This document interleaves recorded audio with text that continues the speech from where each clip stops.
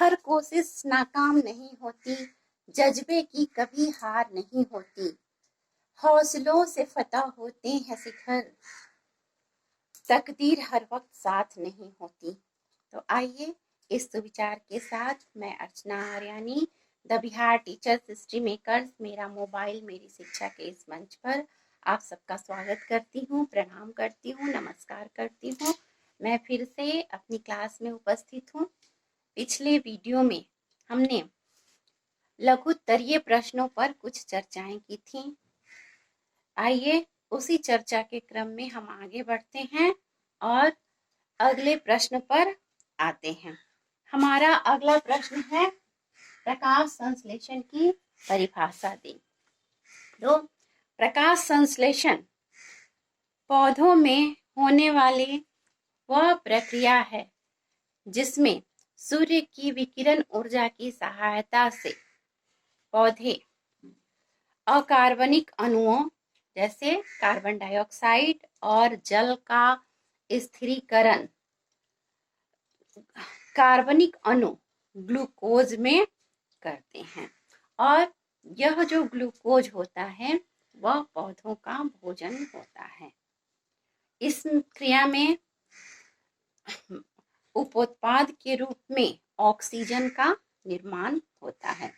तो साधारण तौर पर हम कह सकते हैं कि प्रकाश संश्लेषण वह प्रक्रिया है जिसमें पौधे सूर्य की विकिरण ऊर्जा की सहायता से जल तथा कार्बन डाइऑक्साइड के बीच अभिक्रिया कराकर कार्बोहाइड्रेट का निर्माण करते हैं, अपने भोजन का निर्माण करते हैं।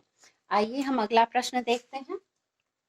हमारा अगला प्रश्न है प्रकाश संश्लेषण के लिए किन किन पदार्थों की आवश्यकता होती है। तो पदार्थ प्रकाश संश्लेषण के लिए सबसे पहले तो क्लोरोफिल की आवश्यकता होती है, क्योंकि क्लोरोफिल ही सूर्य की ऊर्जा को अवशोषित करता है। और उसके बाद सूर्य की ऊर्जा की आवश्यकता होती है, सूर्य की रोशनी की आवश्यकता होती है, फिर कार्बन डाइऑक्साइड की आवश्यकता होती है और जल की आवश्यकता होती है। तो ये चार पदार्थ हो गए, क्लोरोफिल, सूर्य का प्रकाश, कार्बन डाइऑक्साइड और जल। अब आते हैं नेक्स्ट क्वेश्चन पर। किन्हीं दो एक कोशिकीय जीवों के नाम बताएं जिनमें प्राणी संपोषण की क्रिया होती है। दो एक कोशिकीय जीव जिसमें पहला है अमीबा। अमीबा में प्राणी संपोषण की क्रिया होती है। अमीबा अपने कूटपाद को इस तरह से फैलाकर अपने भोजन को निगल लेता है, उसके भोजन ठोस होते हैं उसको निगल लेता है। इसी प्रकार पैरामीशियम अपने भोजन को निगलकर ग्रहण करता है, यानी अमीबा और पैरामीशियम दोनों में प्राणी संपोषण पोषण की क्रिया होती है, होलोजोइक न्यूट्रिशन होता है। आते हैं अब अगले क्वेश्चन पर। अगला क्वेश्चन है अपघटक किसे कहते हैं। अपघटक यानी तोड़ने वाला, विच्छेदित करने वाला।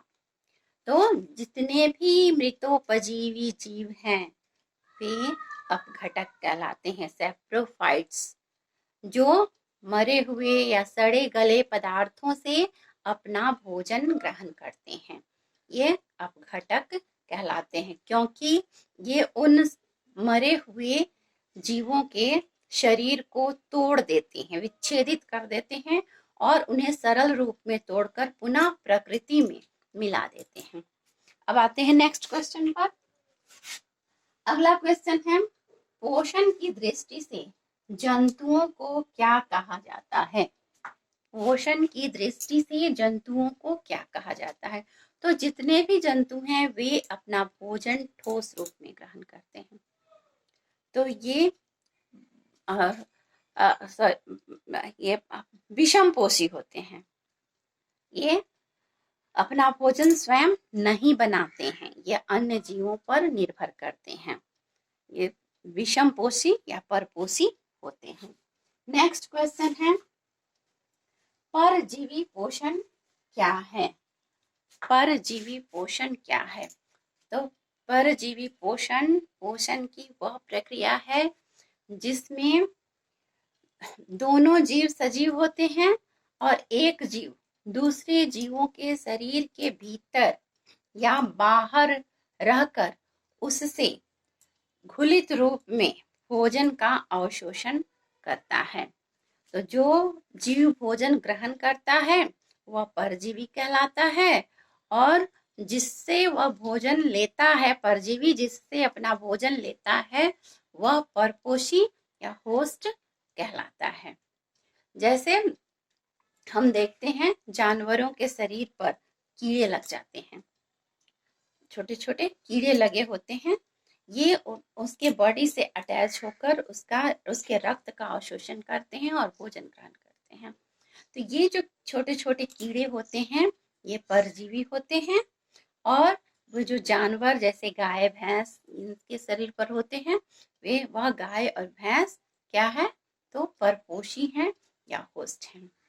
या कभी दुर्भाग्यवश मनुष्य के पेट के अंदर आंत में कुछ वर्म्स हो जाते हैं, जैसे गोल कृमि, ये पिन कृमि इत्यादि।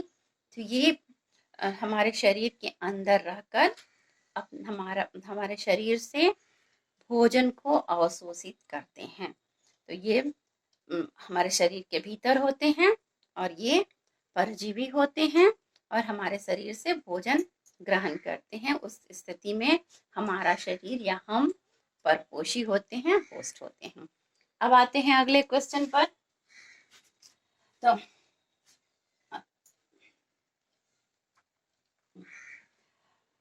मनुष्य में भोजन के पाचन के लिए विशेष अंग को क्या कहते हैं? मनुष्य में भोजन के पाचन के लिए जो विशेष अंग होता है वह आहार नाल कहलाता है। अंग्रेजी में इसे एलिमेंट्री कैनाल कहते हैं। यह आहार नाल और एलिमेंट्री कैनाल कई अंगों से मिलकर बना होता है। जैसे शुरुआत इसकी मुंह से होती है, मुंह गुहा होता है, दांत होते हैं, इसमें जीभ भी शामिल होता है। इसके साथ साथ एसोफेगस जो मुंह के बाद एक नली होती है जुड़ी हुई, एसोफेगस या ग्रास नली कहलाती है। ग्रास नली अमाशय या स्टमक से जुड़ी हुई होती है। स्टमक जो है या अमाशय वह छोटी आंत में खुलता है, फिर छोटी आंत बड़ी आंत में खुलता है और बड़ी आंत के बाद छोटी आंत में जब पाचन की क्रिया पूरी हो जाती है जो अवशिष्ट पदार्थ हैं बड़ी आंत में चले जाते हैं और बड़ी आंत से ये क्लोएका और रेक्टम के द्वारा हमारे शरीर के बाहर एनस से निकाल दिए जाते हैं। इस प्रकार हम पाचन की क्रिया पूर्ण होती है। आज के लिए बस इतना ही, फिर मिलते हैं अगले वीडियो में। धन्यवाद।